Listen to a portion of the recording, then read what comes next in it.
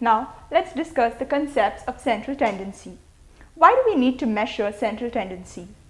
Measures of central tendency are very useful in statistics to find out the representative value. This gives one value for the distribution, and this particular value represents the entire distribution. Consider the marks scored by Harish and Marian during a test. The test had 5 questions, each carrying 10 marks. How do we measure who performed better in the tests? For this, we need to measure their average score. The average of the total scores were Marian is 8.4 and Harish is 8.2.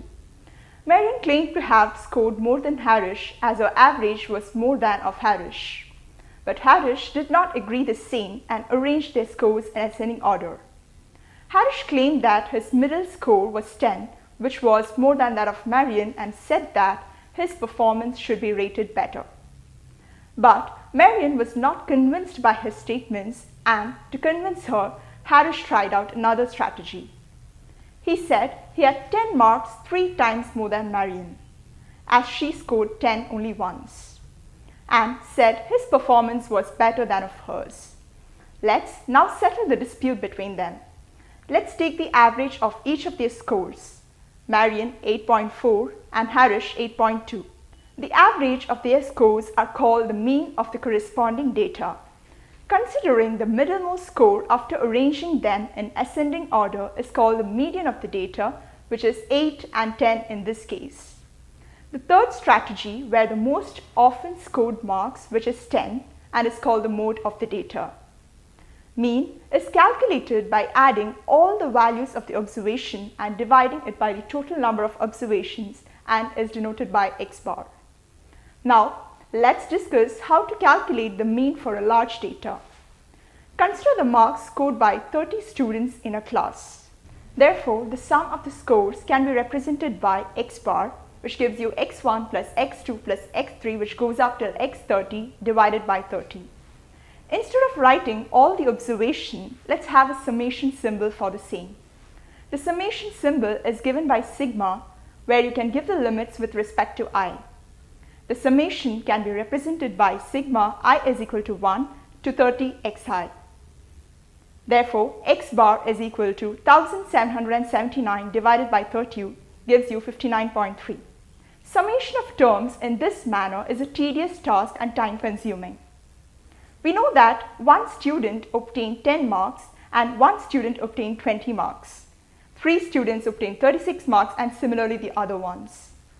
Therefore, the total marks obtained gives you 1 cross 10 plus 1 cross 20, which goes up till 1 cross 95, which can be depicted by f1 x1 plus, which goes up till f13 x13, where fi is the frequency of ith entry in the table. In brief, we write sigma I is equal to 1 to 13 fi xi, which gives you f1 plus f2, which goes up till 13. You sum up the same and you get 1779. So, the total number of observations is given by sigma I is equal to 1 to 13 fi, which gives you 30. Therefore, the mean x bar is divided by sum of all the observations by the total number of observations, which gives you 1779 divided by 30. Let's now put them in tabular form for better understanding, where number of observations are given in the second column and sum of all the observations is given in the third column. Now, the next step is to find the median. The median is the middle value of the given number of observations arranged in an order. Now, look at the image below, where even number of observations are taken into account, and how do you find the median of that? If there are even numbers, you select the middlemost of 2 observations, which divides into exactly half. Third and fourth observation are the median here. Therefore, n divided by 2 and n divided by 2 plus 1 are the median here, which is 6 by 2 giving you 3 and 6 by 2 plus 1 giving you 4. Now, look at the image below, where n is equal to odd number of observations are taken into consideration. Here, the middlemost observation is the median, that is n plus 1 divided by 2 giving you 7. Now, let's consider an example of students' marks scored out of 10 by 20 students. Arranging them in ascending order firstly, we obtain the circle ones are the most repeated scores and therefore they are called the mode of the data. Let's have the summary of the session.